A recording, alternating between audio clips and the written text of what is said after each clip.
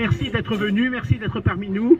Et donc votre visage devient maintenant familier, c'est un des grands visages de la résistance à cette marée mondialiste et cosmopolite. Et donc nous sommes heureux de vous entendre.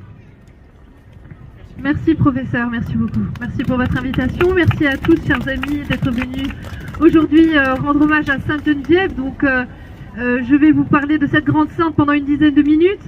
Vous voyez, avec Civitas, nous, on est fidèles au vrai devoir de mémoire, hein, le devoir de mémoire français, pour rendre hommage à Sainte Geneviève, patronne de la Civitas Parisiorum.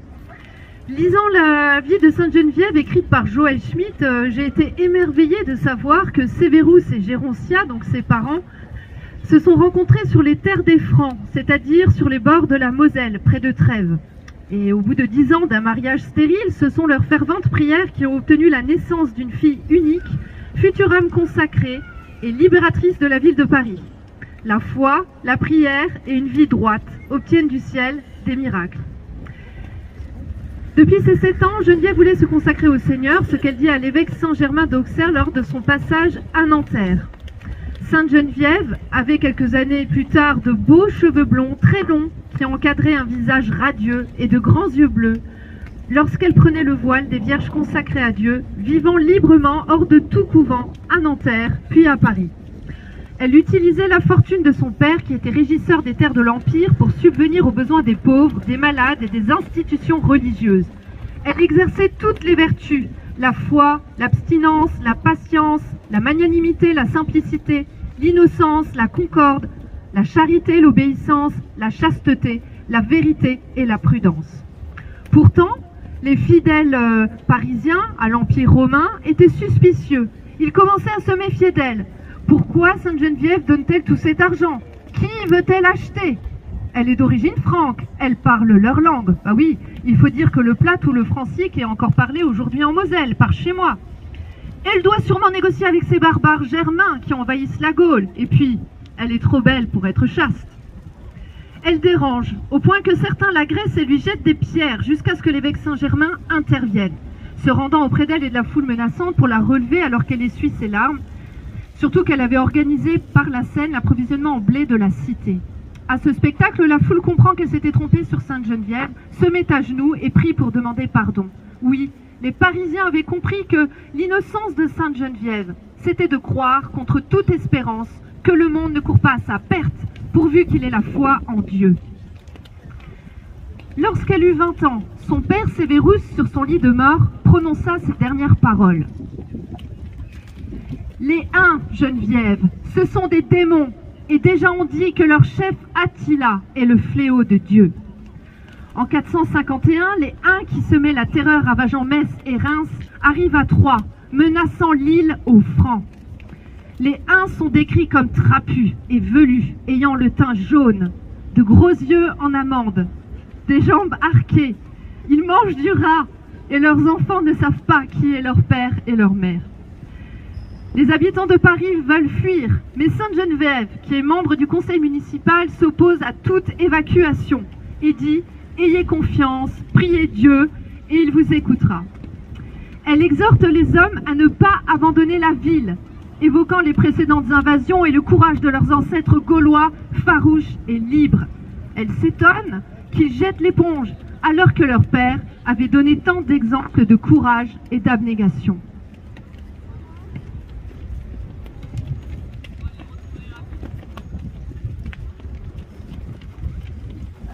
En réponse, elle reçut comme autrefois des crachats et des jets de pierre. Alors, que dirait Sainte Geneviève aux hommes d'aujourd'hui? Que c'est faute de chef qu'elle est allée affermir le courage des Parisiens, qu'il vous revient, messieurs, de prendre votre place sur le rempart pour diriger la résistance et agir en conséquence. Car si les hommes remplissent leur mission de combattants et de protecteurs, les femmes, elles, peuvent remplir le rôle qui leur revient.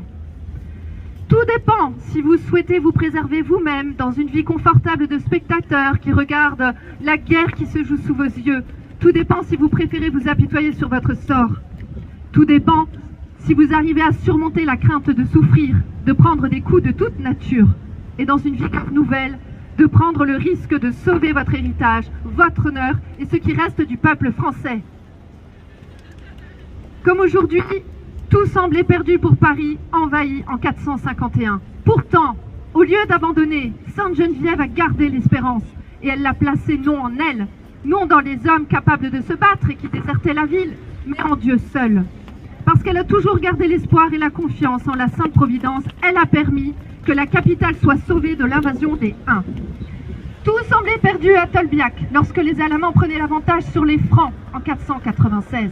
Pourtant, au lieu de renoncer, Clovis levait les yeux vers le ciel. Il supplia le duc de Clotilde de lui accorder la victoire, promettant de se faire baptiser.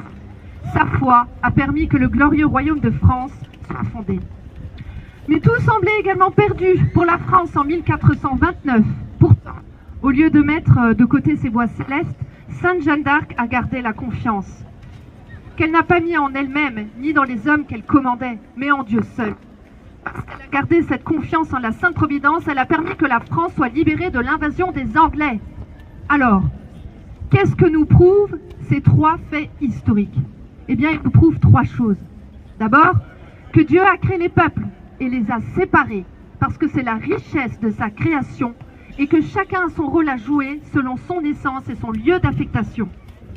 Deuxièmement, lorsque la terre de France est envahie, Dieu a toujours suscité des âmes généreuses qui vont jusqu'à donner leur vie pour préserver son peuple de prédilection, le peuple germain des Francs et sa race, celle de Jésus-Christ.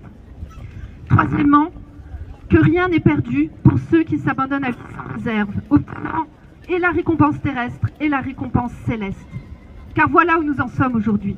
Comme ces Parisiens méfiants et incrédules, bon nombre de Français ont peur d'espérer, car ils ont trop de fois été trahis par leurs dirigeants. Ces représentants qui mentent, nous appauvrissent au profit de pays étrangers, qui nous réduisent en esclavage avec un âge de la retraite repoussé jusqu'au cercueil, qui dissolvent toute intelligence au sein de la rééducation nationale, qui organisent la colonisation de multiples peuples étrangers et hostiles aux nôtres, sous couvert de transition démographique, un des objectifs de l'agenda 2030. Oui, les pauvres Français n'arrivent plus à croire au bien, au beau, au vrai. Ils n'osent plus espérer en ce qui est pur, en ce qui est désintéressé, en un avenir meilleur. Ils ont perdu l'espoir et avec lui l'amour, c'est-à-dire Dieu. Et si on n'y prend pas garde, eh bien on devient à l'image des princes qui nous gouvernent, c'est-à-dire égoïstes et vénal. Et alors on peut appliquer cette citation de Saint Paul dans son épître à Titre qui dit que tout est pur pour celui qui est pur, mais que tout est souillé pour celui qui est souillé. Faisons le parallèle entre le 5e et le 21e siècle. Sévérus, le père de Sainte Geneviève, lui disait ceci: ces êtres, les uns, n'ont pas de parole, et les mots de fidélité et d'amitié n'existent pas dans leur langue.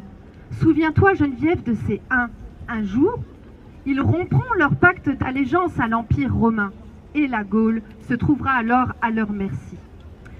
Alors si Sainte Geneviève, repoussant l'invasion étrangère, vivait de nos jours, elle dénoncerait sûrement le gouvernement, ainsi que le pacte mondial sur les migrations ou pacte de Marrakech de l'ONU, craignant le retournement des nouveaux arrivants contre les natifs, contre les Français indigènes. Elle serait persécutée par la République, condamnée par les tribunaux xénophiles et même emprisonnée. Parce que tout ce que la République déteste, c'est tout ce que la Sainte Église a élevé et exalté.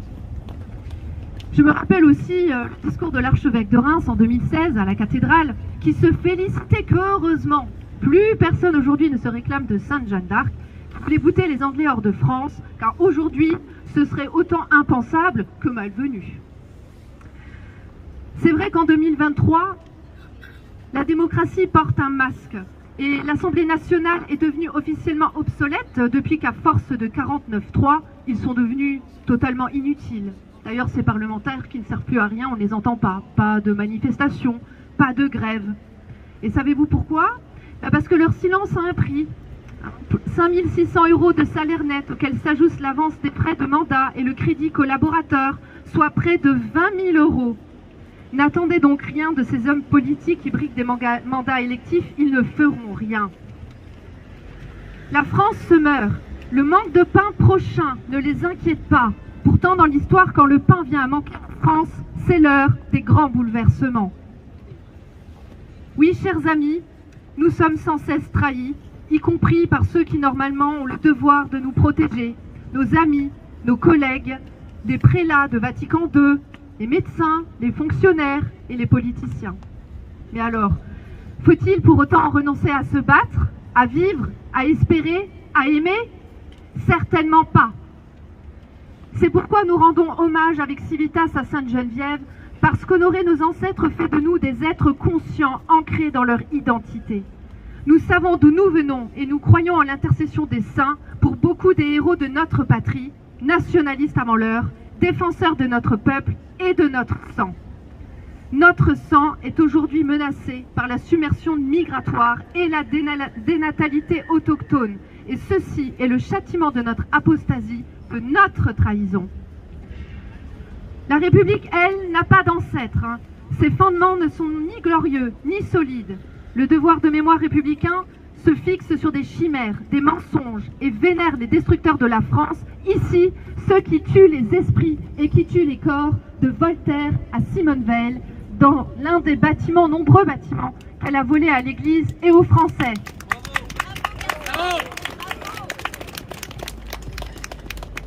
À tous, notre ennemi commun, c'est la peur.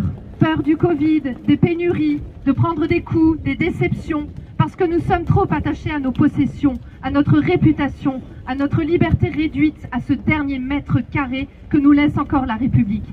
Et pour combien de temps? Notre ennemi, c'est le doute qui torture l'esprit, c'est le doute qui nous court-circuite, nous laissant dans un état de passivité, de fatalisme et d'inertie. La peur et le doute sont les poisons instillés par le pouvoir anti-français, diffusés par ces médias à toute heure pour nous endormir, nous anéantir. Et malheureusement, cet effet neutralisateur fonctionne aussi sur les réfractaires. Quand allons-nous nous saisir de l'antidote offert par Sainte-Geneviève, la foi, l'espérance et la confiance? Car la clé pour sortir de notre prison, c'est de croire que tout est encore possible. Alors d'un geste viril, emparons-nous du ciel par une vie droite, pétrie de charité pour nos frères, de dévouement, le genou à terre devant celui qui peut tout, celui qui peut nous sauver face aux épreuves de nos vies personnelles et de nos cœurs meurtris, comme dans les tribulations de notre époque apocalyptique, notre Seigneur Jésus-Christ. Plus que jamais, puisons à la source de nos origines spirituelles, intellectuelles, politiques, sociales et militaires qui ne font qu'un depuis la fondation de la France. Français de souche, nous voulons vivre et nous appelons à notre secours Heilige Genovefa, Frankes Mädel, Peter für uns, Sainte Geneviève, fille de Franc, priez pour nous. Sainte Geneviève, priez le Dieu des armées, qu'il disperse nos ennemis et nous guide dans l'action lorsque les circonstances nous y appelleront bientôt. Sainte Geneviève, priez pour la conversion du peuple français à la foi catholique de ses pères, pour la libération de notre pays du joug étranger et des méchants. Priez pour la France que nous voulons purifier, laver de ses souillures morales, une France que nous voulons peupler de Français autochtones et de familles catholiques, pour qu'arrive bientôt, avec les futurs saints et les héros promis, le règne du Sacré-Cœur.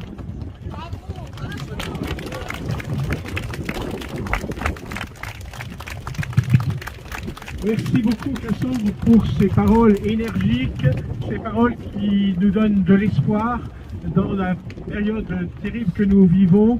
Vous nous poussez à une réaction et c'est une très bonne chose.